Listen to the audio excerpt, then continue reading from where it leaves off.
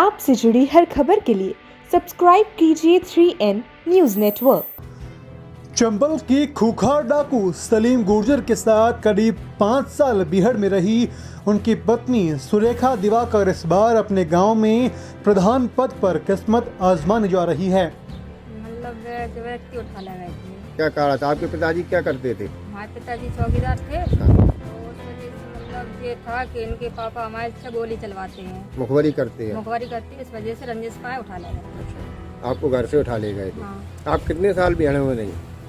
हम मामा गए थे 99 में, 2004 में मतलब गिरफ्तार हुए। अच्छा।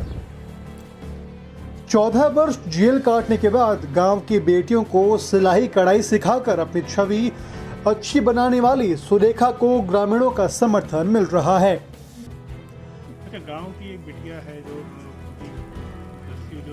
बागी सलीम थे, उसके हाँ, साथ हाँ, किले में हाँ, वो बिटिया प्रधानी का फॉर्म भर रही है, हाँ, बच्चा भर रही है। हाँ। कैसे मदद होगी उसकी? अब हम लोग गांव भर जो है उसकी मदद करेंगे, जैसी बनेगी वैसे जिताएंगे, पोषित करेंगे, मदद करेंगे, तन मन धन से लगाएंगे उसको। विचार तो मतलब है ही पहले से लड़ाने का, क्यों उसके बच्चे एक लड़का है तो बहू को पालन पोषण कैसे करके हो जाए। ठीक है, उसकी ज़िंदगी तो बेकार हो गई माँ की, उसके बच्चे की, लेकिन वो लड़का को तो कैसे हो जाए। तो सोच रहा है अगर कौमाएँ जीत जाए तो प्रधान हो जाए तो उसका लड़का भी सज्जित हो सकता है। एक मतलब यहाँ के लोगों ने मतलब उसको मुख्य धारा से जोड़ने के लिए प्रधानी चुनाव लड़ाने की तैयारी की। हाँ, कर दी। बदनपुरा निवासी सुरेखा दिवाकर के पिता देवीचरण सहसो थाने में चौकीदार थे। पुलिस की मुखबिरी करने के शक में 12 मार्च सन 1999 को डाकू पहलवान उर्फ सलीम गुर्जर 13 वर्षीय सुरेखा को उठाकर ले गया था। तब वह कक्षा 5 में पढ़ती थी। सुरेखा के अनुसार जंगल में ले जाकर सलीम ने उनसे शादी की। वर्ष 2004 में प्रसव के लिए भिंड के सरकारी अस्पताल में भर्ती हुई थी। 11 जून को उन्हें गिरफ्तार कर लिया गया। सुरेखा ने 12 जून को पुलिस अभिरक्षा में बेटे सूरज को जन्म दिया। उरई में 11, भिंड में 3 और इटावा में 50 से अधिक वारदात के मुकदमे चलाए गए। 14 वर्ष तक वह तीनों जिलों की जेल में रही। वर्ष 2018 में साक्ष्यों के अभाव में अदालत ने सुरेखा को दोष मुक्त कर रिहा कर दिया। गांव आकर सुरेखा मजदूरी करने के साथ गांव की बेटियों को कढ़ाई बुनाई और सिलाई सिखाने लगी। सुरेखा की गिनती संभ्रांत ग्रामीणों में होने लगी। इस बार प्रधान का पद अनुसूचित जाति महिला के लिए आरक्षित होने पर सुरेखा गांव की सेवा के लिए राजनीति के मैदान में आ गई।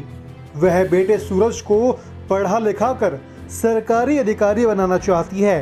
बेटा इस समय कक्षा 5 का छात्र है। कितने साल तक आपने जीवन जेल में बिताया था? अभी 14 साल। तो क्या लगता है अब आपका जीवन ये कैसा लग रहा है? जेल तो जेल ही कैसा है ना सर, वहाँ क्या है, तो कोई मिलता जुलता भी नहीं है, कहीं जाना भी नहीं है, अपना यहाँ है तो स्वतंत्र है, जो चीज़ खाना वो खा सकते हैं, मंगाना तो मंगा सकते हैं। भाई बंद में रह कर के खुश नसीब होते हैं जो भाई बंद में रहते हैं। कितने बच्चे हैं आपके? एक। बच्चे के लिए क्या कर सोचा आपने?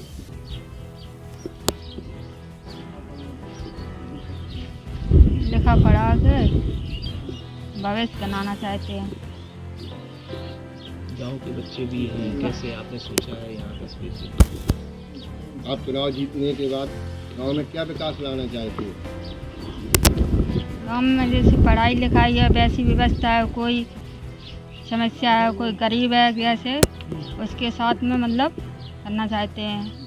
जो आज ये सिस्टम में भ्रष्टाचार फैला हुआ है उसके खिलाफ आप खड़े होंगे ना समाज के लिए? हाँ। कि जो गरीब लोगों को सरकार की योजनाओं का फायदा नहीं मिल रहा है, कैसे हाँ। दूर करें? आप जब समाज में आ जाएंगी तो उसका आप किस तरीके से क्या करेंगे? आप लोगों को जो विकास से जोड़ेंगी, किस तरीके से आपने सोचा? गाँव में क्या क्या विकास आपके में नहीं हो, क्या क्या आप कराना चाह रहे हैं? जैसे हमारे गांव में कोई लैट्रिन नहीं है या कॉलोनी नहीं है, कोई गरीब है, पेंशन नहीं बंधी हुई है, उन लोगों का विकास सोच रहे हैं कि अगर हो जाएगा तो करवा देंगे। भैया 13 साल की उम्र में बहन को जब घर से लेके गए थे क्या परिस्थितियाँ थी उस समय? ये थी कि हमारा छोटा सा गांव पे पिताजी हमारे पुलिस चौकीदार थे, तो उनका थाना में चौकीदारी की वजह से आना जाना रहता था। हम लोग बाहर रहते थे, हम तो अपने पिताजी के अकेले बाहर नौकरी करते थे।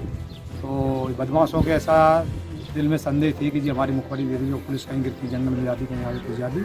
तो विरोध बस गांव तो होते ही हैं। कुछ लोगों ने लगा कि पुलिस को जो सूचना देते हैं चौकीदार देते हैं, इस वजह से इसको बदमाश उठा ले गए। अच्छा। हाँ, तो उसमें फिर खोजने की बहुत कोशिश करी, पुलिस का भी सहयोग लिया। अकेले ये हमारे हाथ नहीं लग पाए, नहीं लगने दिया। तो हम लोग भी अपनी जान बचा के बाहर रहने लगे, कहीं कहीं रहने लगे, कहीं कहीं रहने लगे। थोड़ी देर बाद अपने घर में भी आ गए, रहने लगे। 5 साल रही जंगल में अकेले। न बदमाशों ने हाजिर करवाया, ना इसको छोड़ने की कोशिश की। अकेले पुलिस के सहयोग से इनको गिरफ्तारी करवाई थी। भिंड पुलिस ने अरेस्ट कर लिया, अरेस्ट करके जेल भेज दिया।